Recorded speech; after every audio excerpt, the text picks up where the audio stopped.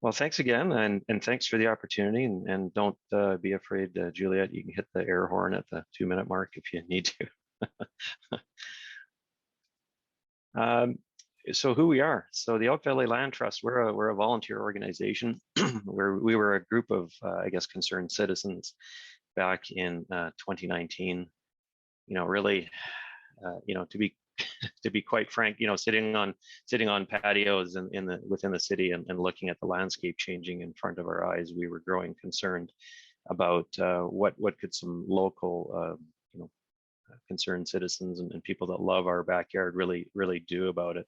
So we are a nonprofit organization founded 2019, and we're really a bunch of business owners and recreationalists and professionals as well. So really what we're after here is trying to conserve as much of this forest. That's the primary driver here, is securing that privately held land in the Elk Valley. That's been heavily logged in the last few years. The directors, myself, we're all founding members: Mike Belenke, Aisha Haynes, Dave Hojan, Jeff Lytle, Pam Ranelli, and Roger Spurstra. The advisors we have on board right now are Blue Source carbon credit marketing firm. Look at the Land Conservation Consulting, which is Craig Lee. He's a fellow out of the US, and BD&P has been kind enough to be working with us pro bono. So our purpose: protect our habitat first and foremost, restore what we can within these mountain ranges, what we've been looking at from the valley, ensure that we have stewardship of the resources. Recreation is big in the valley. We wanted to preserve that and safeguard it for future users and people to enjoy it from the community.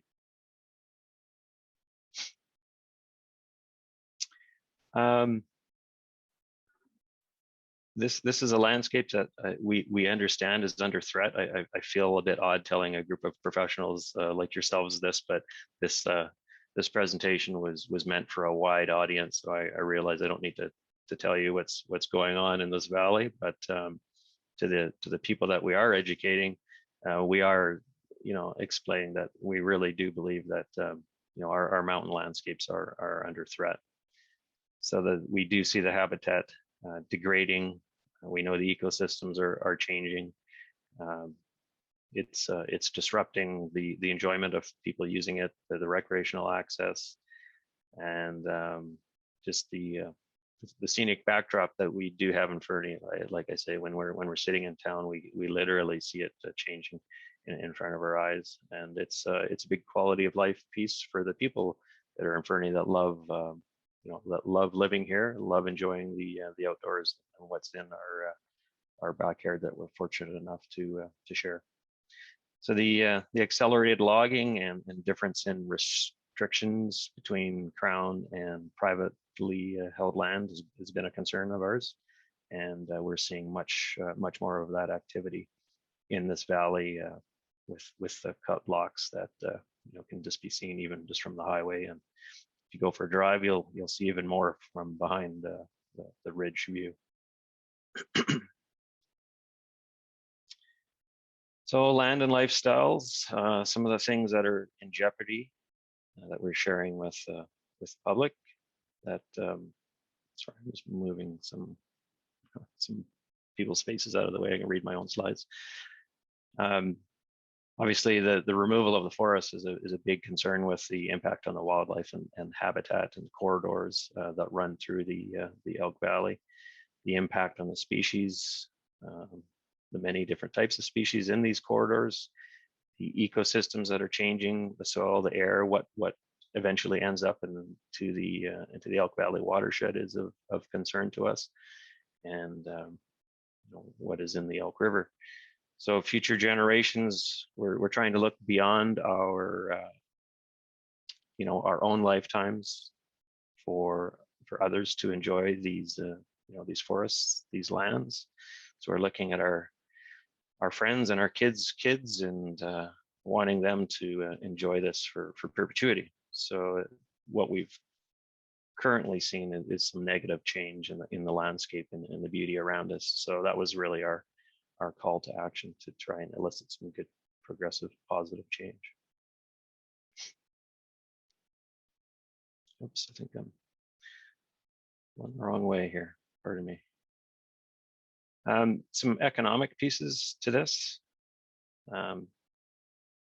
There's the recreation piece in Fernie. It's a major contributor to the Elk Valley. There's over 300,000 tourists that come through this valley every year, and visitor spending it can't be ignored within this valley at $130 million. So it is not the primary driver of this, but it's an important piece that has crossed our minds, that we just cannot ignore the impacts to the economy as well. Tourism, social welfare, heritage, recreation, it all needs the healthy backdrop that we've had in Fernie, and we just want to make sure that we can maintain that and steward it as best as possible.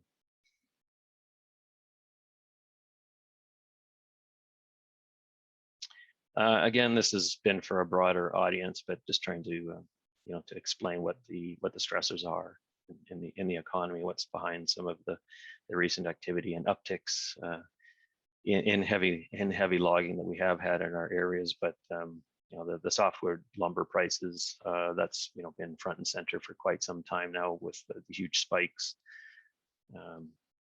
Lumber prices that shouldn't be a surprise to anyone after the amount it's been in the news lately, but it has since dropped off now. We don't have the 2022 data on here yet, obviously, but it did have quite the peak in 2021.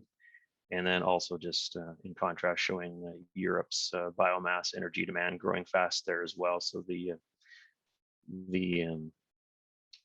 economic or business of the lumber industry has certainly peaked, it seems, this year.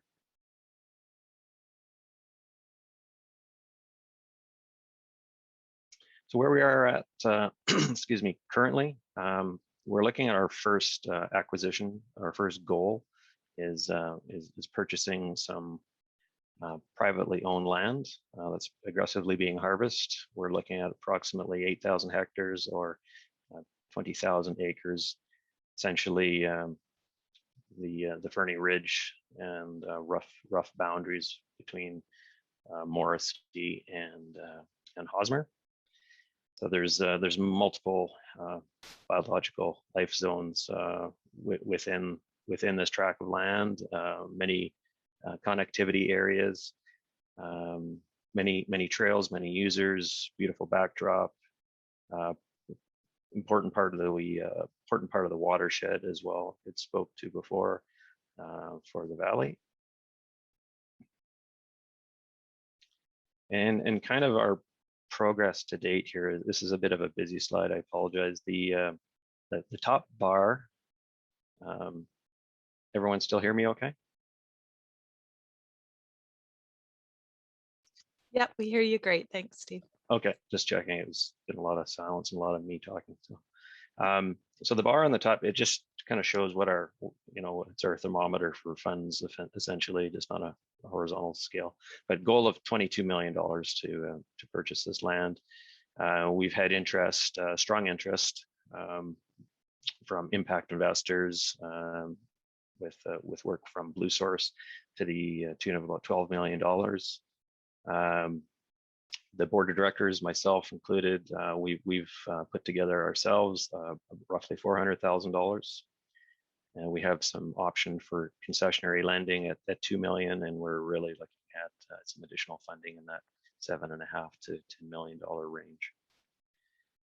A lot of interest in these lands, very surprisingly, and I was quite surprised by some of the people that are interested in this, but it's very interesting. I wish I could speak more about it. 2019 on the bottom there shows our progress from when we started, where we incorporated, brought BDP on, just progressing along. We've joined the Land Trust of BC, some community stakeholder consultation, January 26th. That was a bit of a milestone where we entered into a non-disclosure agreement with the landowner. That was a milestone. So there's a reason why I cannot mention the landowner's name, so you'll understand that. And so now we are working with the CRA on our charitable status, and working further with Blue Source with carbon offsets and marketing the land for purchase from a private landowner, and our fundraising continues. And that is about it. I don't know if I whizzed through that too fast or not, but how are we doing? Exactly 10 minutes, Steve. That was perfect. Woo. All right. Wonderful. Well, thank you.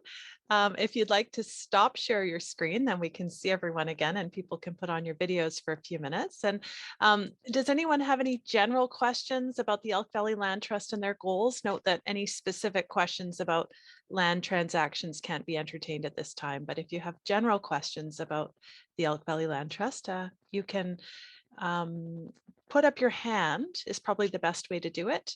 And then we'll see if anyone has their hand up, or you can pop a question in the chat box. Or you can always email us as well. If you think of something outside of the forum, our emails are there.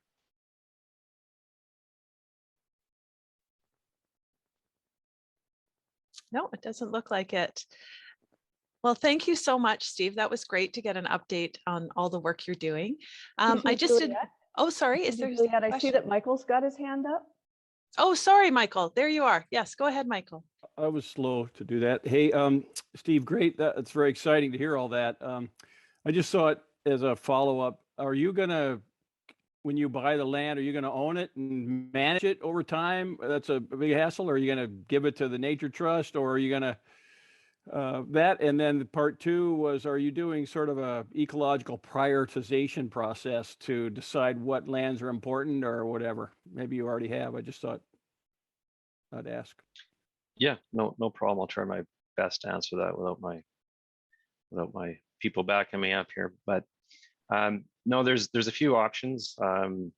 With entertaining a new owner, one idea could be like a more sustainable harvesting plan. So not to move away from forestry entirely, but to actually get to a more sustainable harvesting plan. But the end goal really was to turn this into a community forest for the valley, for the city, and all the users. And I'm sorry, what was the second part of the question? Were you going to maintain ownership and be the manager, or were you going to give it to another long-term organization that would be the steward over the years? Well, if we do get to the goal of community forest, I would really like to see this. Sorry, Ange, put you on the spot here, but I'd really like to see the city own it. I'd like to become a part of the community is what I would like to see. Yeah. All right. Thanks. Thanks. Any other questions? I forgot to mention how you can raise a hand down at the if you hover your mouse down at usually it's the bottom, could be the top, there's a reactions button. And then if you click on that, there's a raise hand button. Do you see my appropriate reaction when Steve thought the city of Fernie was going to own that much dirt? Doesn't mean you have to buy it. I also, just for the people that don't know me, find myself incredibly funny. I like your humor. Keep it up. Great. Before we move on, I just wanted to give, if either Richard or Joe wanted to say a couple words about any of their properties that they've acquired, because I know Richard, you acquired Morrissey Meadows, I think after it wasn't public when we held that forum. So if you wanted to say anything, not to put you on the spot, don't feel like you need to, but if you wanted to mention that property or anything like that, feel free. Sure. I mean, we have prioritized many of the parcels up and down the entire Elk Valley, and one of the long-term outstanding parcels identified was the old Fitzen homestead near Morrissey Meadows. And the granddaughter came to us and was interested in seeing a conservation solution with her property. And it's a great property full of wetlands, open meadows, and some steep avalanche tracks. And in 2000, well, it was 2018, I guess it would have been just at the beginning of 2019, we would have just acquired it. And it's 105 acres along the Elk River. As I said, a mix of meadows, and grizzly bears frequent it. And yeah, it's been a nice addition. And that's where the fish habitat offsetting project is going to start there with the regional district coming up this fall. Thanks, Richard. And Joe, did you want to say anything about any of the NTBC properties that have been acquired? Sure. There's not a ton to report in terms of acquisition in the Elk Valley since the last meeting, unfortunately. But maybe there's another time in the meeting to report on some of the stuff that's happening on our existing properties in the Elk Valley. There's a big project going on that many of you probably know at Big Ranch, with a lot of support from Krista and CBT, as well as a bunch of other funders and groups in the Elk Valley. So that one maybe is a little further down the line outside of acquisition, Juliet, or I could speak to it now if you want. It's kind of up to you. No, that's great. That's wonderful. Well, thank you very much, Steve. It was really great to get that update on the Elk Valley Land Trust, which really directly addresses one of the priority actions from the 2019 forum. So thank you very much. And again, if anyone has questions after the forum, we'll be sharing contact information so you can email Steve or Richard or Joe directly.